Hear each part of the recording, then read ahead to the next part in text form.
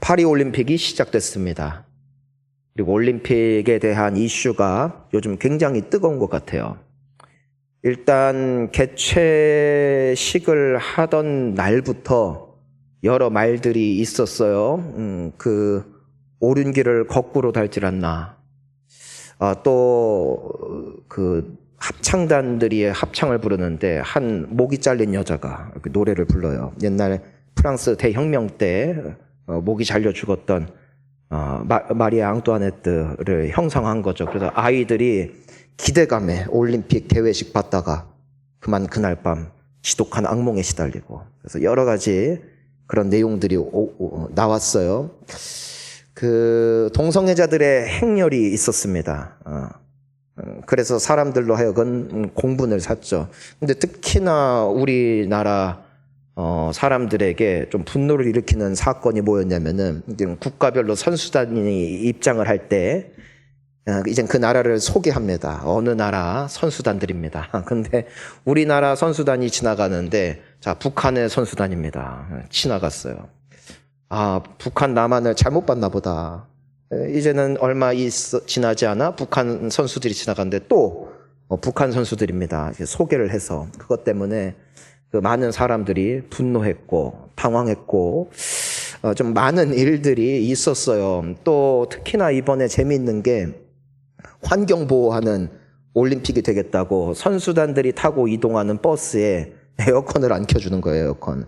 그래서 그 뜨거운 태양볕이 장렬을 하고 그 고된 훈련을 견뎠던 선수들조차도 기절을 하거나 또 쓰러지게 되어지는 이런 이야기들이 곳곳에서 터지면서 벌써 사람들은 이미 마음이 좋지 않은 거죠. 마음이 좋지 않은 거죠. 특히나 그 국가 소개가 잘못됐을 때 사람들은 한 목소리를 냈습니다. 야, 그냥 돌아와라. 이건 대놓고 우리를 무시하는 거다. 이거는 말이 안 된다 하면서 많은 사람들이 그것 때문에 분노하며 돌아오라고 했어요. 근데 참 재밌는 건 막상 그 당사자였던 선수단들은 크게 동요하지 않았다는 것이죠. 마음을 오히려 추스리고 대회 첫날부터 최선을 다하여 이미 곳곳에서 기분 좋은 메달 소식들이 들려오고 있습니다. 이 사람들은 어찌 보면 직접적인 그런 차별을 눈앞에서 경험을 했음에도 불구하고 그 멘탈을 부여잡고 나아갈 수 있었을까? 이유는 딱 하나인 것 같더라고요. 그보다 더한 것들을 많이 견뎌냈기 때문이에요.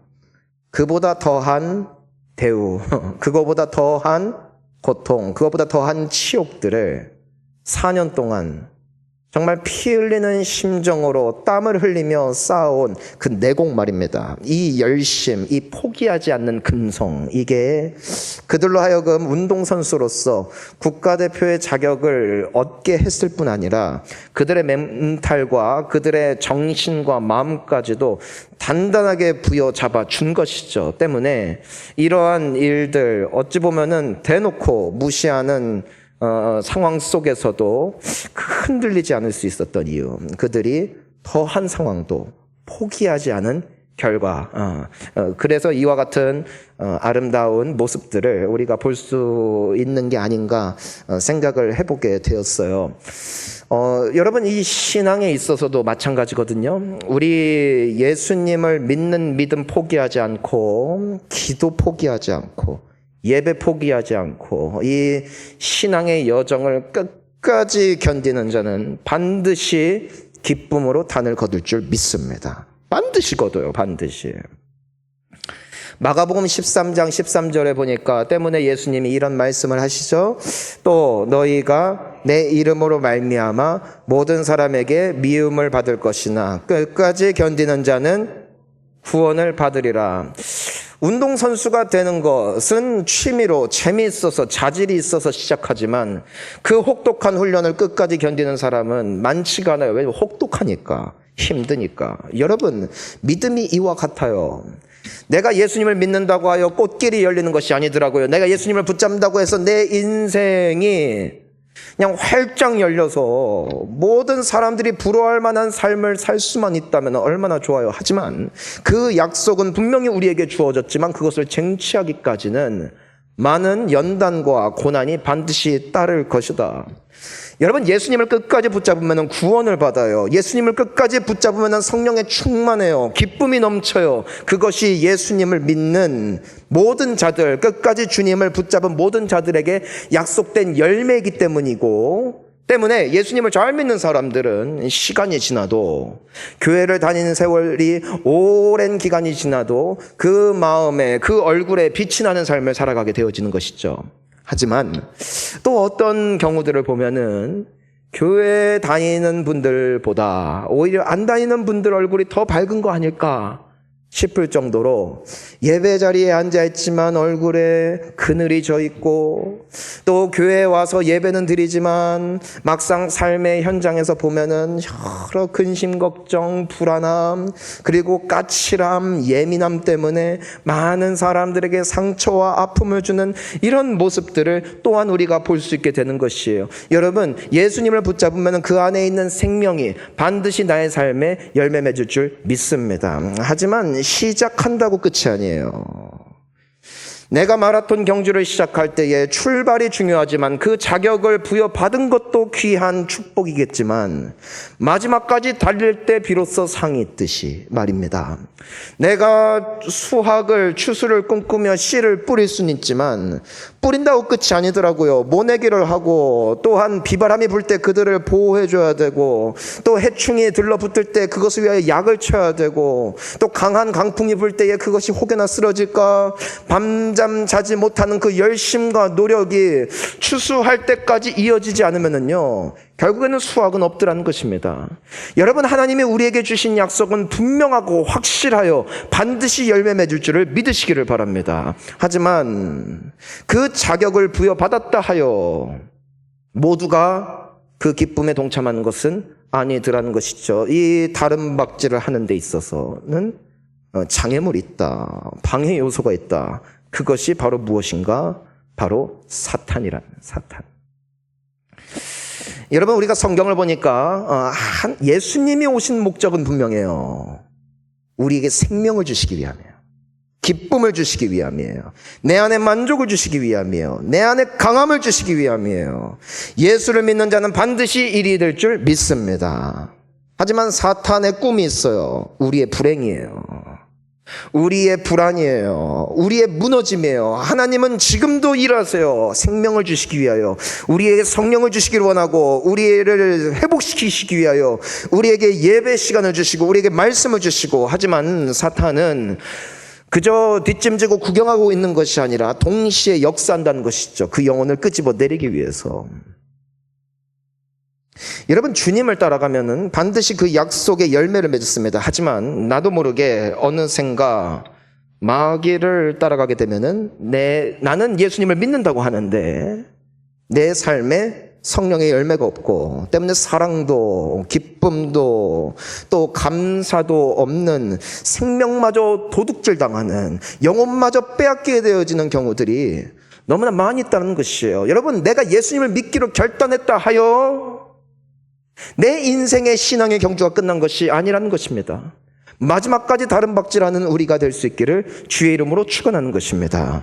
로마서 8장 28절을 따라서 보면은 이와 같은 말씀이 있죠. 우리 함께 읽습니다.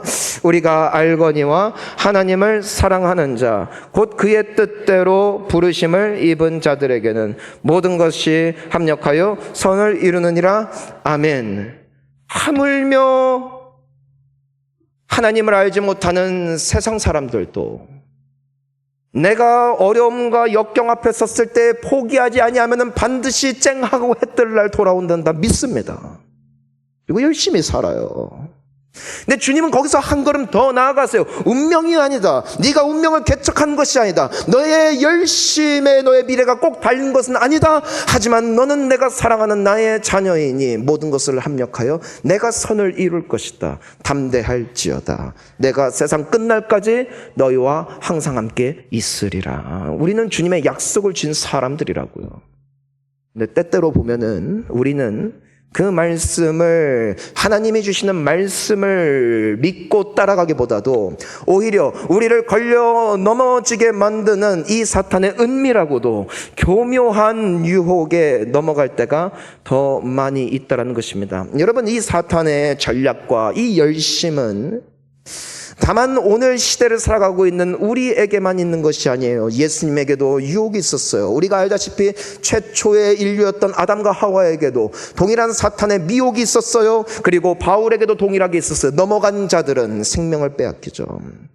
하지만 승리하는 자들도 있었다는 것입니다. 저는 여러분, 우리 모두가 끝까지 이 믿음의 경주를 꼭 완주하여서 사탄의 밥이 아니라 하나님의 축복의 주인공이 될 수 있기를 주의 이름으로 축원하는 것입니다. 자, 오늘 말씀을 보면은 사도 바울에게 이 사탄이 던졌던 두 가지 유혹을 우리가 함께 살펴보는데, 오늘날 우리에게도 던져지는 동일한 미혹. 자, 우리 함께 본문 말씀 8절을 함께 읽어보도록 합니다. 함께 읽습니다.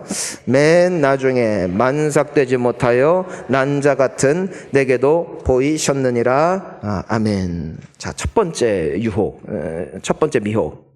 자, 따라할까요? 비교의식. 왜 그렇게 폴이 죽었어요? 자, 따라합니다. 비교의식. 어차피 다 이러고 살고 있으니까 걱정 말고 크게 읽으세요. 자, 바울이 여기서 보면은 나는 어떤 사람이다? 맨 나중된 사람이다. 난 끄트머리다. 난 꼴찌다. 누구랑 비교했을 때? 다른 사람들과 비교했을 때. 비록 지금은 예수 믿어 구원받고 열심히 사역도 하지만 사실 난 꼴찌다. 근데 이것이 바로 사탄이 교묘하게 속여서 우리 영혼을 침체하게 만드는 미혹이 된다는 것이죠. 여러분, 왜 우리나라의 사람, 국민들의 4분의 1이 우울증에 걸려 있는가? 왜 인터넷이 발달한 선진국보다 발달하지 않은 가난한 나라 사람들의 행복 지수가 높은가? 원인은 단 하나예요. 비교. 나에게 없는 것을 타인이 가지고 있는 것을 보며, 또 내가 누리지 못하는 삶을 저들이 누리는 것을 보며 끊임없이 나는 안 돼. 나는 부족해. 나는 저들에 비하여 행복하지 않아. 이런 의식이 그들로 하여금 어떻게 되게 만든다? 침체되게 만든다. 하나님이 나를 복 주실 거 알아요. 나를 구원하셨음도 알아요. 하지만 똑같이 교회를 다니고 내가 더 열심히 사는데 저 사람이 더 잘 사는 것 같아. 저 사람이 더 행복한 것 같아. 저 사람이 더 인생이 잘 풀리는 것 같아. 그러면 나는 어떻게 된다? 영적 침체에 빠진다. 주님을 바라보지 아니하고 다른 사람들과 비교하는 삶, 다른 집안의 자녀들이 더 잘 된 것 같고 기도하는 나보다 기도하지 않는 저 인생이 더 부유한 것 같을 때 우리는 빠지는 거예요. 여러분, 이것을 사람들은 이성적이라고 말해요. 이것은 공평성, 형평성의 문제라고 말해요. 하지만 여러분, 거기에 빠지지 마시기를 바랍니다. 이것은 사탄의 교묘한 책략이에요.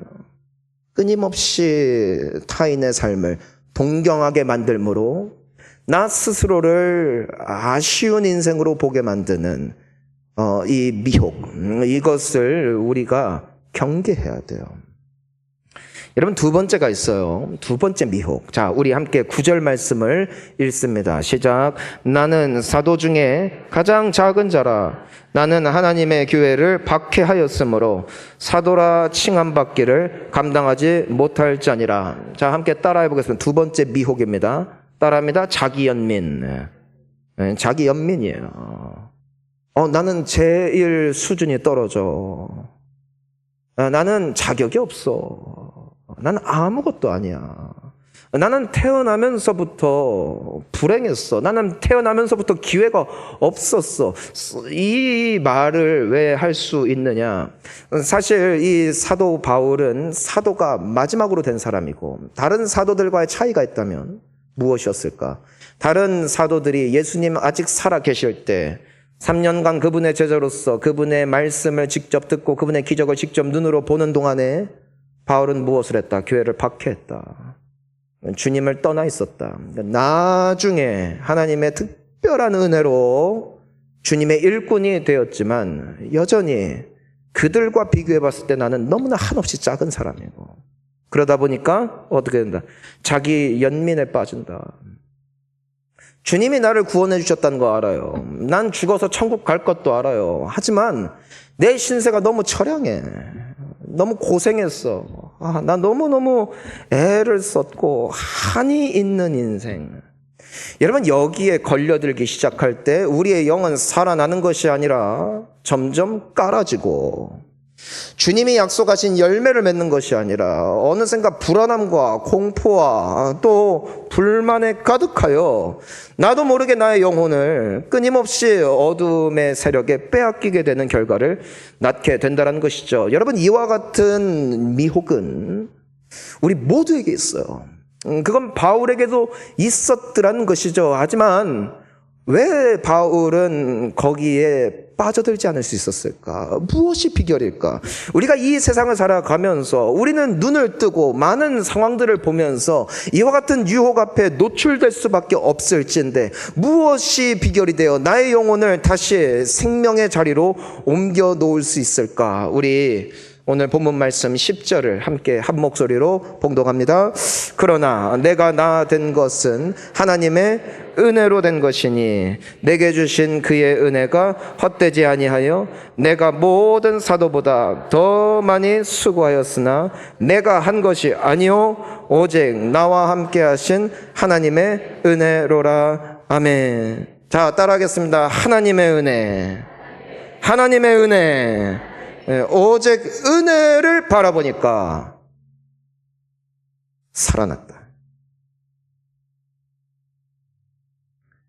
자기 연민에 빠지는 것이 아니라, 비교 의식에 빠지는 것이 아니라, 주님이 내게 주신 은혜에 감사하며 그 은혜를 묵상하고 그 은혜 가운데 거하려는 열심히 바울의 영혼을 어떻게 했다? 살렸다는 것이죠. 씹을수록 쓴물이 나오는 게 있고요, 씹을수록 단물이 나오는 게 있어요. 첫 번째가 뭐냐? 사람을 보며 세상을 보면 그 안에는 쓴물밖에 없어요. 여러분, 우리의 신앙이 무너지는 첫 번째 걸림돌이 뭔 줄 알아요? 나에 대한 생각이 너무 많아. 여러분, 나에 대해서 묵상해봤자 내 속엔 더러운 것밖에 없어요. 때로는 내 주변에 있는 사람들을 보는 거예요. 사회를 보는 거예요. 세상을 볼수록, 사람을 볼수록 그 안에는요, 좋은 게 없어요. 여러분, 그 뉴스를 본다고 해서 그 안에 기쁨이 없어요. 내가 더 많은 사회적인 이슈에 대해서 공부하고 그것에 대해서 운동한다고 해서 나의 마음속에 자유가 임하는 것도 아니에요. 볼수록, 묵상할수록, 하지만 좋은 게 있어요. 그분이 누군 줄 아십니까? 예수예요. 자, 따라하겠습니다. 예수. 자, 따라합니다. 예수. 예수님은 보면 볼수록 좋아. 그분의 은혜를 생각할수록 감사해. 그분을 사모할수록 내 영혼에는 기쁨이 넘쳐요. 때문에 히브리서 12장 2절 말씀을 보니까 이런 말씀이 있잖아요. 우리 함께 읽습니다. 믿음의 주요 또 온전하게 하시는 이인 예수를 바라보. 여기까지. 자, 다시 한번 읽습니다. 믿음의 주요 또 온전하게 하시는 이인 예수를 바라보자. 아멘. 여러분, 여기에서 예수님에 대해서 두 가지로 소개합니다. 자, 따라합니다. 믿음의 주. 자, 또 따라합니다. 온전하게 하시는 이. 그분이 누구시라고요? 예수라는 거예요. 이것이 우리가 달려갈 다른 박질이요, 우리가 포기하지 않을 수 있는 유일한 능력이란 말이에요. 그분이 누구시다? 오직 예수라는 것이에요. 자, 보세요. 첫 번째, 믿음의 주래요. 자, 따라합니다. 믿음의 주. 여러분은 얼마나 믿음 좋으세요? 여러분, 믿음 좋으세요? 여러분, 정말 예수님 믿으세요? 힘이 없을걸? 대답하기 약간 껄쩍지근할 거예요. 믿고 싶어요. 정말 믿고 싶어요. 하지만 믿음을 주시는 분은 예수예요. 여러분, 정말 믿으시냐는 것이에요. 사람의 믿음은 삶을 통해 드러나요. 여러분, 우리가 왜 월요병이라는 그 아주 고질적인 병이 있음에도 불구하고 내가 왜 출근을 하는가? 피곤해도, 몸이 아파도 억지로라도 몸을 일으켜서 일을 하는 거예요. 왜요? 그래야 돈이 나올 줄 믿기 때문에. 우리는 일을 하는 것입니다. 여러분, 하나님이 약속하신 약속이 있음을 믿기 때문에 주님을 붙잡는 거예요. 그리고 놀라운 것은 예수님을 붙잡을수록, 예수님께 기도할수록 나의 믿음은 강해집니다. 여러분, 하지만 내가 잘 믿어야지, 내가 믿음을 다시 결단해야지 한다고 해서 믿음이 커지지 않더라고요. 여러분, 정말 천국을 믿으십니까? 예수 그리스도를 믿는 믿음만으로 나의 영혼이 이 세상을 떠날 때에 저 영원한 형벌 지옥이 아니라 천국에 갈 것을 믿으시냐는 것이에요. 여러분, 그렇다면 얼마나 예수를 붙잡으시고 또 내 사랑하는 자녀들, 내 사랑하는 가족들이 예수를 붙잡지 않을 때에, 예배의 삶이 무너질 때에 여러분은 얼마나 열심으로 그들을 위해서 기도하고 계십니까? 얼마나 열심을 다하여 그들을 전도하고 계십니까? 삶을 통해 믿음을 보는 거예요. 사랑하는 성도님 여러분, 주님을 위하여 드려진 모든 물질과 주님을 위하여 드려진 모든 헌신과 주님을 위하여 흘려진 모든 땀과 눈물은 반드시 여호와 하나님께서 우리에게 영원한 저 천국에서 상급으로 베풀어 주실 줄 믿으십니까? 그렇다면 얼마나 헌신하십니까? 주님을 위하여 얼마나 희생하십니까? 내가 얼마나 아멘을 크게 하느냐, 내가 얼마나 확신한다고 고백하느냐가 나의 믿음을 보여주는 것이 아니에요. 결국 나의 삶의 결단이 내가 이것을 믿느냐 믿지 않느냐를 드러내줄 수 있는 유일한 단서가 된다는 것이죠. 때문에 예수님께서는 나무의 열매를 통하여 나무를 안다고 말씀하셨어요.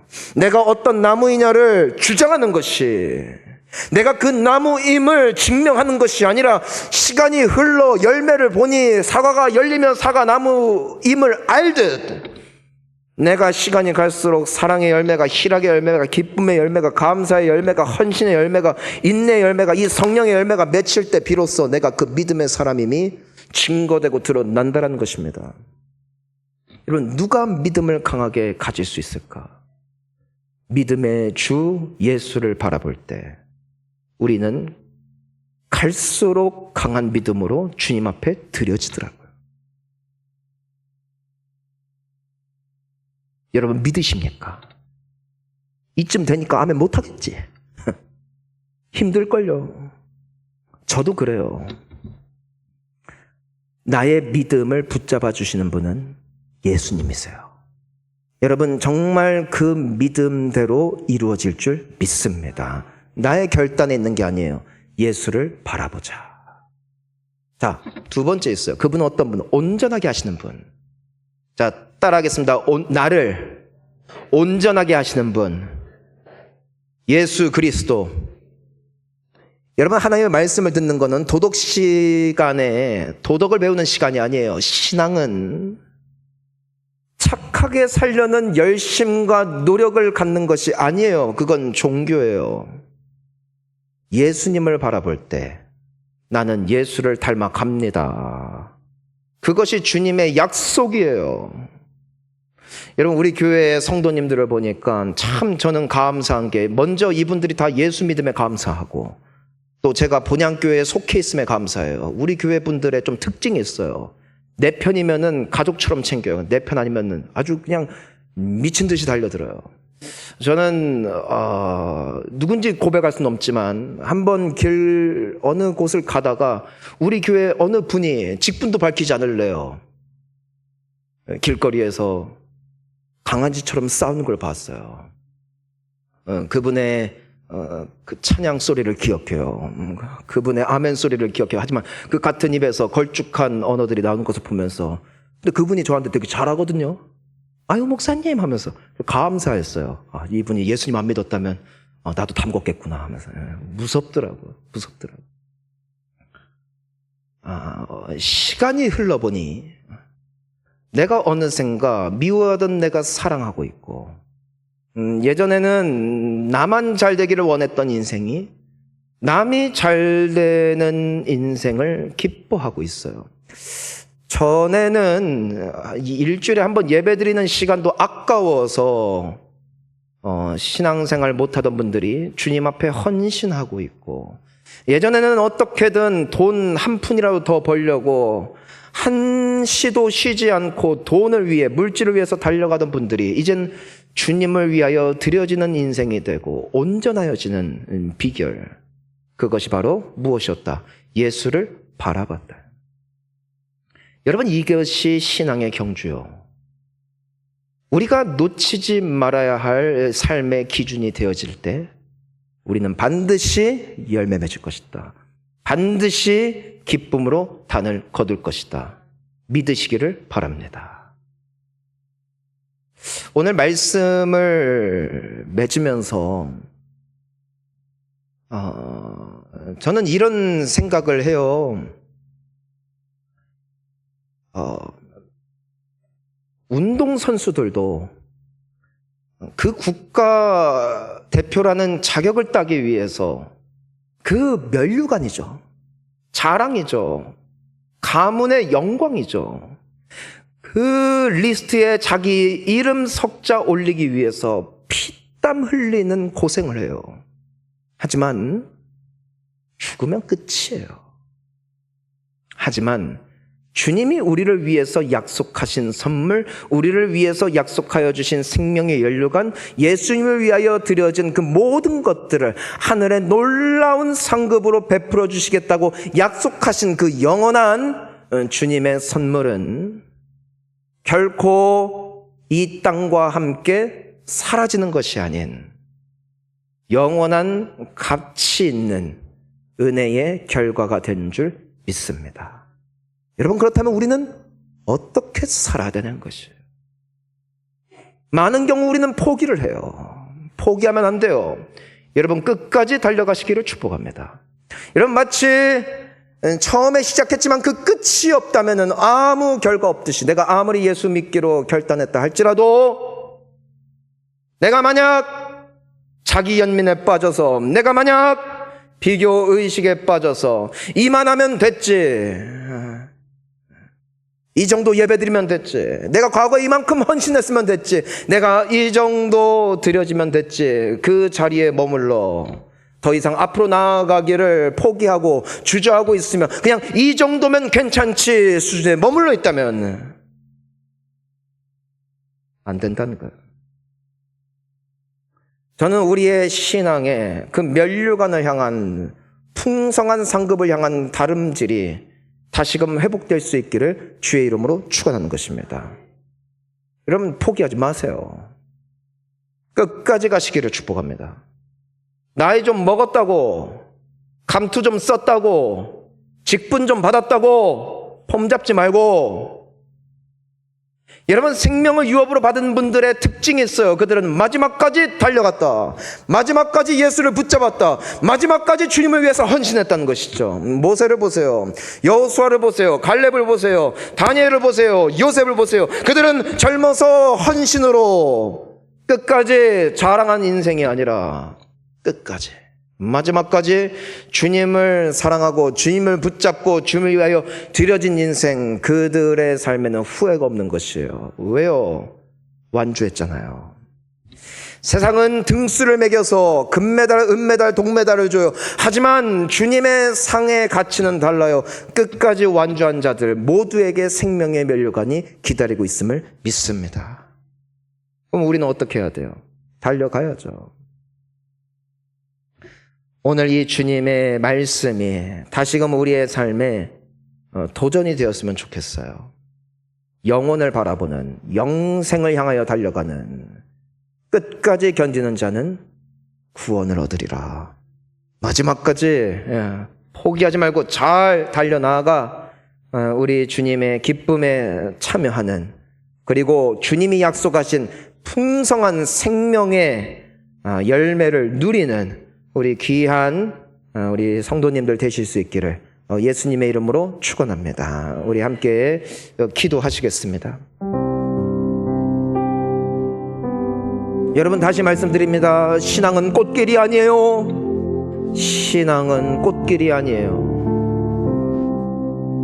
랄랄랄라 하면서 가는 길이 아니에요. 면류관이에요. 면류관. 경주에서 이겨야 면류관이 있어요. 여러분, 하지만 문제는 뭐냐? 너무 쉽게 포기한다. 연봉을 위해서는, 출세를 위해서는 수익을 위해서는 그렇게도 악발이 정신으로 뛰어드는데 영생을 위해서는 투자하십니까? 여러분, 이 시간 함께 기도할 때 내 믿음을 회복시키시리는 예수란 겁니다. 내가 더 잘 믿어야지? 안 돼요. 못 믿어요. 안 믿어지는데 어떡해. 우리의 다른 박질할 경주의 목적지는 단 하나예요. 예수를 더 사랑하고 예수를 더 붙잡고 그저 그분 앞에 기도하며 간구할 때 우리는 새로운 믿음의 소유자로 이 인생길 정말 성도다운 멋진 삶을 살게 될 줄 믿습니다. 우리 이 시간 함께 오늘 말씀을 기억하며 우리 기도하며 나아가겠습니다. 주여, 살아계신